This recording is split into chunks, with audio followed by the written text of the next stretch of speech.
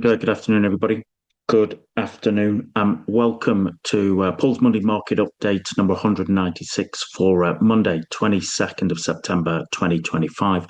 As always, you are very welcome here, but just remember that you're always responsible for your own trading decisions. This is a weekly chart of Boeing. All right.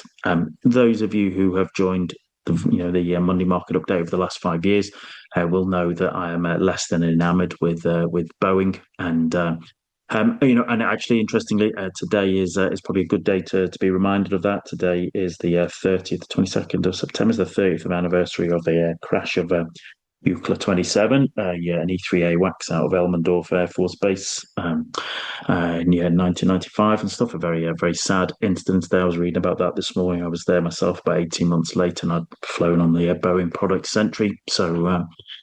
But nonetheless, all right. Nonetheless, here we are to talk about Boeing. As I've said for many years now, Boeing are probably a great case study to have in MBAs about how they switch from basically engineering excellence to bean counters and to diversity has basically driven a once great company into the ground. And if you look at the chart price action over the last few years, it's been pretty miserable. But what we had seen, and this is a weekly chart, is we had seen basically, an element of support here, okay, around about the $150 mark.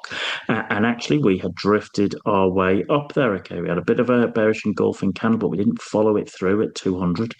And then we drifted a little bit higher, but then we printed this. This is a big bearish engulfing candle. It's a bearish key reversal candle. All right, it is. It's not nothing bullish about that. Okay.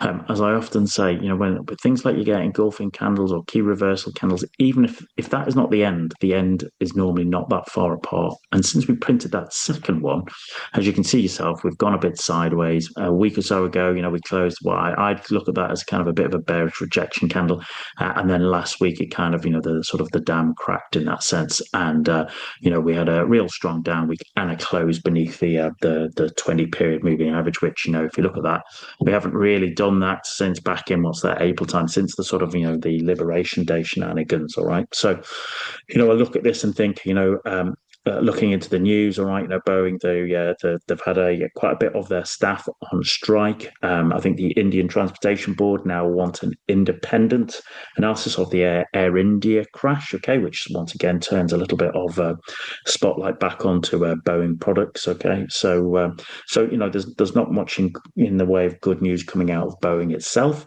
and so I wonder whether we've had a bit of a pop. Do we now?